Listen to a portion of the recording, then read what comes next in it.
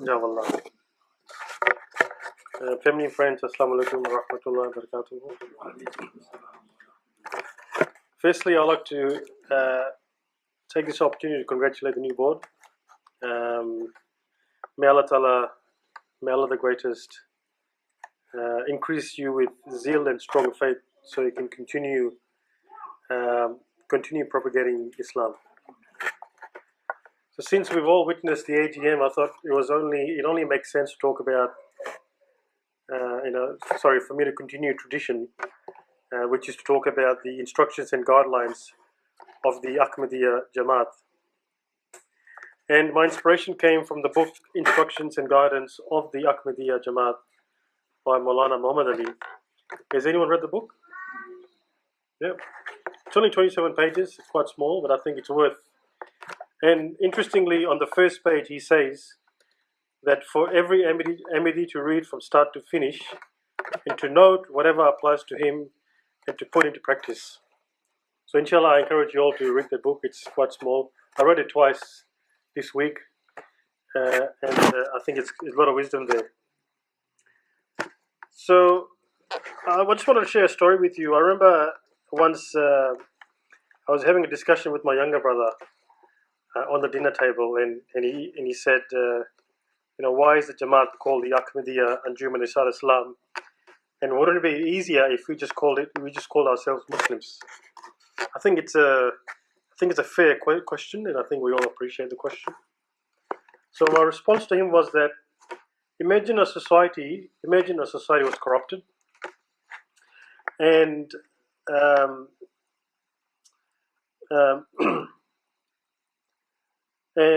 corrupted by wrong notions and beliefs, which affected the progress of the society. Imagine a society was corrupted, and it affected the progress of the society. And in the society, one man knew of the corruption and planned to make other people aware of it. In the society, one man knew what the corruption was, and he wanted to make other people aware of it. So what necessary step would that person take to make that happen? Logically and rationally, what would he do? First is he will need followers to share the same vision as him. The second step would be to formulate a society to give it a distinctive name. I think that makes sense. You want to get people together to share your vision and then formulate a society and give it a name and explain why we need this particular society. Now, of course, we need money to fight corruption. So you need someone to have a vision, get people together, formulate a society, give it a name, need money to fight corruption. That's the logical step, right? And then I explained that our Muslim Ummah, there are wrong notions which lurks in every corner and it affects the propagation of Islam, such as Muslims are still waiting for the arrival of an Israelite prophet, Jesus Christ. May peace and blessings of Allah be upon him. They believe that he is up in heaven without basic necessities such as food, water, and sleep. They believe that the Mahdi will accompany Jesus to fight disbelievers with sword, killing everyone who doesn't believe in Islam, which I'm all sure we can visualize. It sounds like a very bloody battle. And to believe that the coming of another prophet after Prophet Muhammad, may peace and blessing be upon him, when the Quran is clear on Khatam al-Nabiyyin. So, in that context, this is the reason why our Jamaat was formulated. Yeah, these are some of the reasons why Hazrat Mirza Ghulam Ahmad Sahib formed the Ahmadiyya revolution. I call it the revolution because truly it was a revolution to fight corruption which hampered the progress of Islam. I also explained to him that it's okay for Muslims to be given names. It's okay, there's nothing wrong with that. Because Allah subhanahu wa ta'ala himself gave names to a special group of people in the Holy Quran. For example, we know that when the when the Muslims made the journey from Mecca to Medina, who left their livelihood, Allah called them the Muhajirs, which means immigrants. And then also people in Medina, Allah named them Ansars, which means helpers, because it was these Ansars that dedicated everything to ensure that to give the Muhajirs a comfort hospitality when they arrived. So Allah subhanahu wa ta'ala has all called them names. He could have simply called them Muslim, but He gave them a name because these groups have had a purpose in mind. So our society is established with the name of Ahmadiyya Jamaat Islam, which is really the Ahmadiyya Society for the Propagation of Islam. Our society was established for that reason.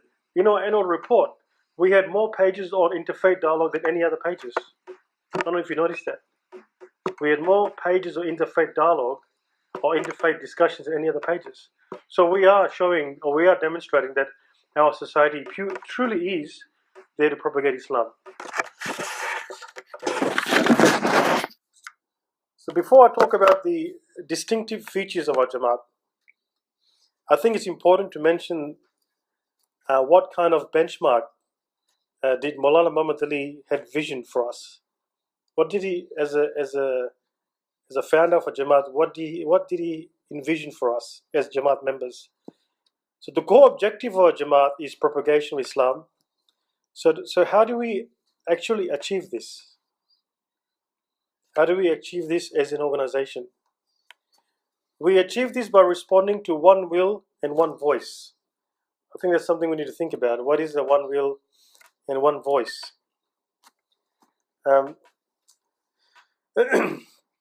Similar to the characteristics of a human body. So as we know that as the human body, you will something. As we will or desire something, all its organs set to work towards it. So, for example, imagine I'm on a dinner table, and Mum presents with a nice chicken curry. So I'm sitting there looking at the chicken curry. The aroma is hitting my nose. My palate is getting stimulated. I'm salivating. My brain is already thinking about what it's going to taste like, and my hand is about to pick up the roti. So the will is to taste, and all the other organs have coordinated and synchronized to make that happen. That's an analogy, by the way. The other analogy is when you start the engine of a car, where all its components come into action. This is how the members of our society should come together responding to the one voice. This is how we should respond. When we've been given the call, and I'll explain what the call is a bit later on, this is how we all should mobilize ourselves. Each member has a role to play in ensuring the one voice, which is a propagation of Islam. The one voice can be the voice of an individual or of a whole community. The voice of the community, the one voice can be the voice of an individual or that of a community. The voice of the community is taught by Islam and not by the voice of individual. So you have two voices. One is the voice of an individual, and then one you have the voice of a community. Our Qadiani brothers and sisters follow the voice of the individual because they listen to the Khalifa has the final call. However, our Jamaat is more influenced by Prophet Muhammad when he made decisions by consulting people. It was more for consultation as opposed to saying, do it this way. Our Jamaat follows the footsteps of Prophet Muhammad, may peace and blessing Allah be upon him, where he ensured mutual consultation with people before making decisions.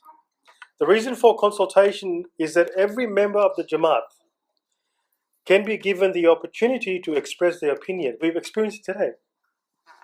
We experienced it today where everyone had an opinion. And that's what makes, this is what our Jamaat follows, is a consultation approach, as opposed to one man saying, no, what he's saying is incorrect, this is the way. That's not how a society is established. Our Jamaat follows the footsteps of Prophet Muhammad. The reason for consultation is that every member of the Jamaat can be given the opportunity to express their opinion. Accepting everybody's opinion, well, naturally, if you accept everybody's opinion, it will be chaotic. So whatever decision is favored by the majority becomes the call of our society. And just like the components of the car engine, we all must come together to listen and act upon the call, which is propagation of Islam. Propagation of Islam is one of the distinctive features of our Jamaat. I'm not saying that others do not propagate. Others do propagate. However, our Jamaat was established to spread the wisdom of the Holy Quran and to illustrate the pristine teachings of Prophet Muhammad. Mirza Ghulam Ahmad Sahib, the Mujaddid of the 14th century, broke the doctrines of Christianity, which was the greatest obstacle in propagating Islam. There was the greatest obstacle, which is Christianity. And Mirza Sahib had already done the hard work. Our task is to take Islam to the world till it triumphs over all religions as directed by Allah subhanahu wa ta'ala. This is Allah subhanahu wa ta'ala's direction when He said that He will make it prevail over all religions. I mean, Allah subhanahu wa ta'ala can will and say, if He wills it, He can make everyone Muslims in a split of a second. But that's not the case. He's instilled that in the Jamaat to be able to make it prevail. We are His soldiers. We are His spiritual soldiers. We need to appreciate that. Mirza Sahib had only one anxiety, by the way. He had only one anxiety, and that is, how can the name of Allah reach distant lands? He prayed in the middle of the night, for which he wept in the court of law. We have taken a pledge to help Mirza Sahib to continue doing Allah's work. A pledge is not to be taken lightly, because Allah is the witness of your pledge, and His hand is on top of the hand of the people making the pledge. Just remember that Allah is witnessing, and His hand is on top of the pledge that's made by our people. Each member of this Jamaat must instill this in the forefront of their minds. No doubt, propagation of Islam is not an easy task, because it requires self-reformation, knowledge, tolerance, broad-mindedness, money, and lots of sacrifice. This is the second distinction of a Jamaat, which is sacrifice. First is propagation of Islam. The second distinctive feature is sacrifice. What do we mean by sacrifice? The definition of sacrifice, according to Webster's dictionary, is an act of offering to a deity something precious. I think Webster's dictionary is going to be further when it said killing of a victim on an altar. However, the definition of sacrifice, according to the Holy Quran, is profound. They struggle hard in the way of Allah with their possession and their lives.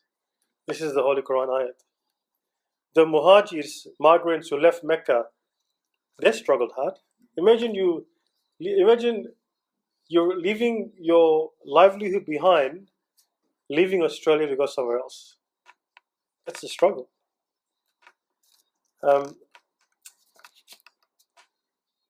The struggle hard. Is Allah subhanahu wa ta'ala expecting similar struggles from our Jamaat? Is He expecting similar struggles from our Jamaat? What is even deeply profound is that Allah subhanahu wa ta'ala says that your life and your property is not yours. In the Holy Quran, Allah subhanahu wa ta'ala says that your life and your property is not yours. It is held in trust. Allah says that your life and property is not yours, but is only held in trust. Because when Allah demands it from you, when Allah demands it back from you, we must cheerfully give it back. And it reminds me of when Prophet Muhammad, on his last sermon, when he made a sermon and said that your wives are in trust. They're Allah's trust in your hands. Property in your lives are also Allah's trust. And when He wants it, when He demands it, we must cheerfully give it back. So what does it all mean? And the Quran ayat is, surely Allah has bought from the believers their lives and their property, for them is the garden. Dedicating our lives also means, before I get into that, can you just see how profoundly deep is the definition of sacrifice in the Holy Quran? It's profound. Giving your life and your property for sacrifice. Dedicating your lives also means sacrificing your favorite TV programs, your social events, to acquire knowledge. That's my third distinctive feature of our Jamaat, is acquiring knowledge. We must not rely on people giving Quran daras. We should not rely on people giving Quran daras. We must make time for knowledge.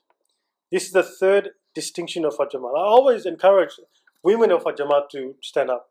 I'm ever encouraging women, Jamaat, to stand up and take on this task.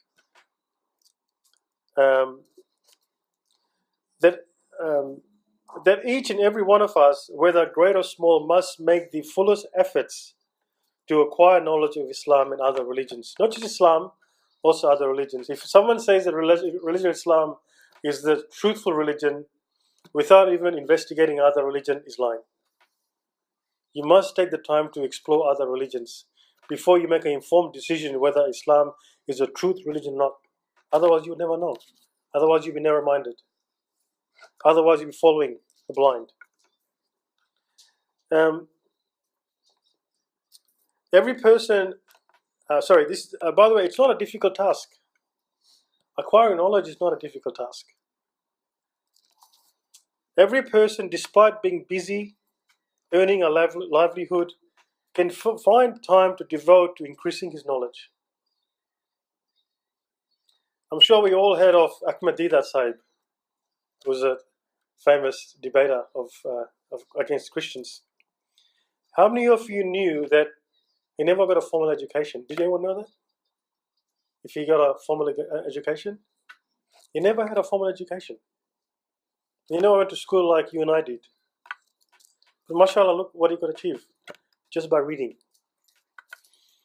This is what I got a quote from one of his foundations.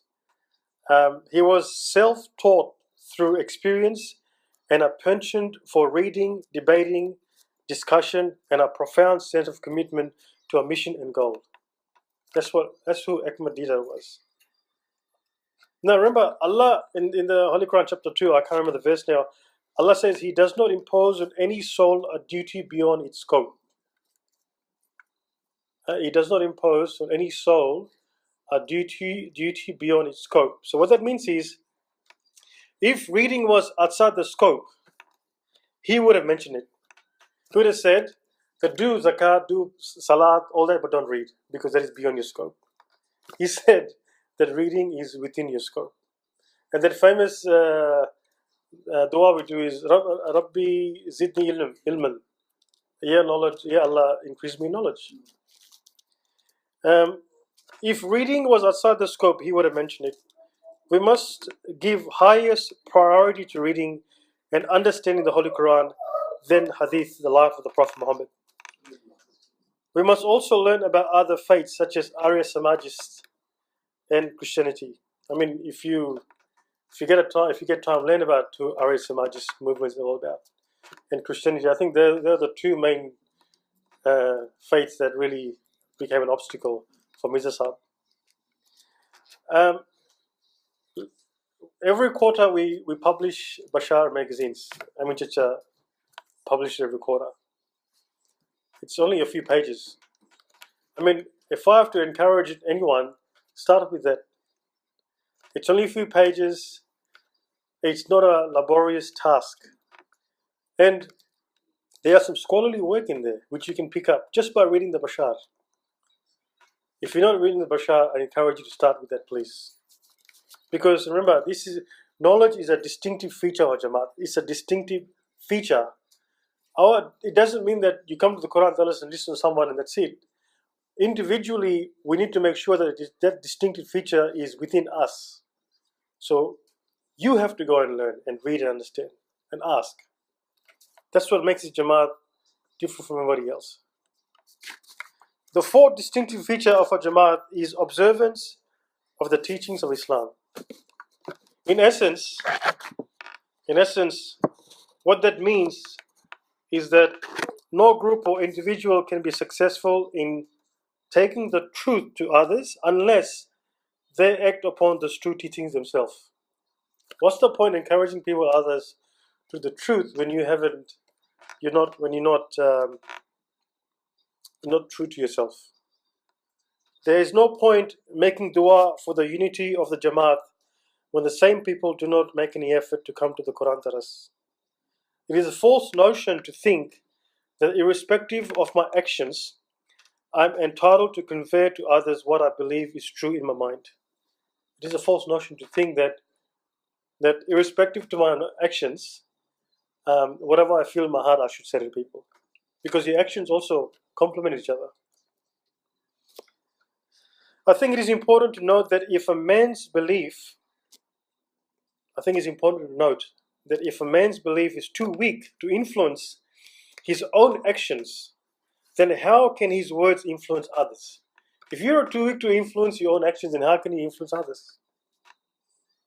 Every member of this Jamaat must have a burning desire to reform themselves first before conveying it to others, and that includes me. I'm not perfect inside. I've done some things which I regret, and I'm ask Allah for reformation and forgiveness.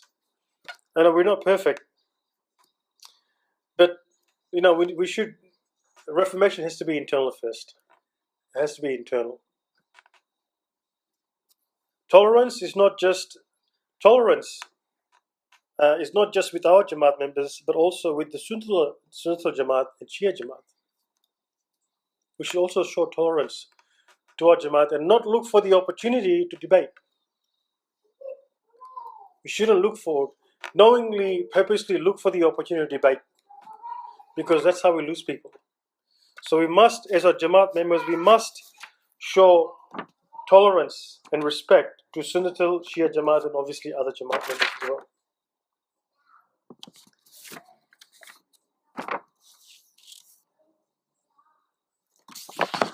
The religion of Islam teaches us to respect all great personalities from other religions. This is the fifth distinction of our Jamaat. That is, that we must respect all great personalities from all religions.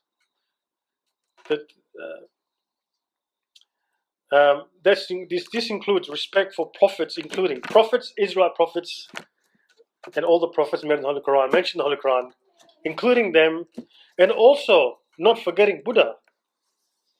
Buddha was a prophet of Allah subhanahu wa ta'ala. Not forgetting that Krishna was a prophet of Allah subhanahu wa ta'ala. And not forgetting that Confucius was a prophet of Allah subhanahu wa ta'ala. These prophets were obviously outside the Israelite prophets, but they were prophets. Because if you look at and study their work, it's actually very similar to what other prophets did, which is bringing people to the truth. May the peace and blessing of Allah be upon them as well. So since Islam teaches us to be respectful towards these great personalities, then why would it not tell us to have full respect towards our Jamaat members in the Muslim Ummah? If you think about it, if Islam is a cosmopolitan religion which says we must respect every personality from other religions, then why would it not tell us to respect every sect in the Muslim community? I think it's not that we must. Consequently, we Ahmadis must honor the revered figures of all sects of Islam. No mortal is free of faults, but we should aim to keep in view the good qualities of the leaders respected by various sects and acknowledge their work and services. So it's not just the Ahmadiyya Jamaat that does the propagation work, it's also other Jamaats that do propagation work. And we must acknowledge and respect them for it. I mean, I know a lot that I listen to YouTube videos for non-Muslim scholars, non-Ahmadi scholars. But we must appreciate and respect them. This is the only way we can build tolerance and have love and respect for them. Since we must have respect for other sects in the Muslim Ummah, then wouldn't it make sense to have respect and trust for one another in the Jamaat?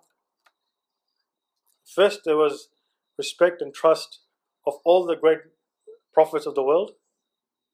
Then there's respect and trust for all the sects in the Muslim Ummah. If our job is to respect them, then why would we not respect our own Jamaat members? Think about it. It's like a cascade effect. We must respect our own Jamaat members. We must think well of each other.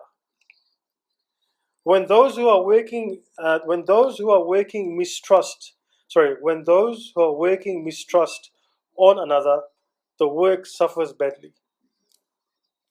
If the workers are godly and selfless, there is a result of less occurrence of mutual mistrust.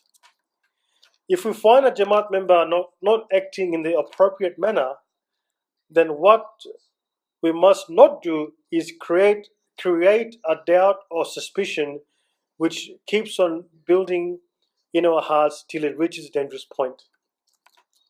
We mustn't do that. That's something we must not do. Is create doubt and suspicion till it reaches a dangerous level. This leads to damaging the unity of the Jamaat. First, what is needed is that we must think well of our Jamaat members. If we receive a complaint against a member, then instead of harboring it in our hearts, we must take it to those people, such as appointed officers, like obviously the Jamaat board members, who can rectify it and hold the member accountable. Nonetheless, mistakes are mistakes, and if it turns from the right way, it is the duty of the community to set him straight. Mind you, this is what Hazrat Abu Bakr said. He said this when accepting his Khalifa title. If I deviate, you must set me right. This is what Hazrat Abu Bakr said. It is also important to note that the appointed officers are also accountable to Allah subhanahu wa ta'ala. And if they do not resolve matters and they will be accountable to Allah subhanahu wa ta'ala if they do not resolve matters in an equitable manner. They're also accountable. And the last point I like to make, which actually almost 30 minutes, zakat as a community, I hope that we all know that when we give zakat is 2.5% of your earnings or savings for the year. Just remember that money is not your money. Zakat money is not your money, and also zakat money is not at your discretion to choose how you want to spend it. You have only 1/3. You have 1/3 discretion to choose how you want to give, whoever you want to give the money to, you can, but it has to be 1/3 of the zakat. 2/3, if you're Ahmadi Muslim, must be given to the society, because the society will then use the money for other purposes, which is outlined in the Holy Quran. I won't be going into detail today, but it's clearly outlined in the Holy Quran how the money should be spent.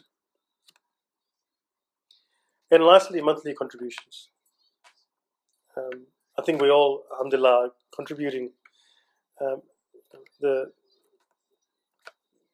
to have a society, as we know that without money you won't survive.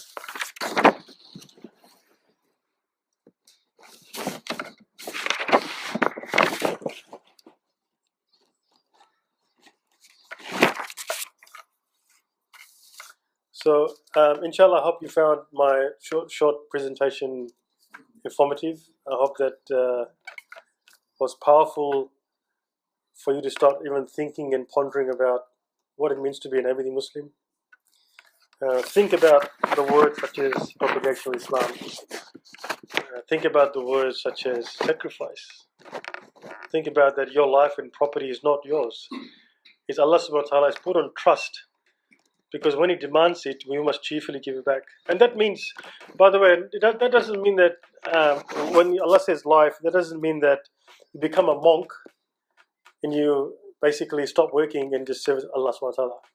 Giving life means that you work, you earn a living, but don't forget that give Allah's propagation work more prominence than any other activity. If you're a Jamaat, a member of this society, that's what makes it distinctive. And I hope that inshallah this khutbah inspires you to read more. Start with the thin books. I mean, I still read the thin books. I read on my way to the train station. On the way back, I watch Netflix because my brain is not just been utilized so much at work. I don't have time to think and read. So, inshallah, please, I encourage you to read and understand what a Jamaat is about, what this function is about, and inshallah, I hope you apply. Thank you.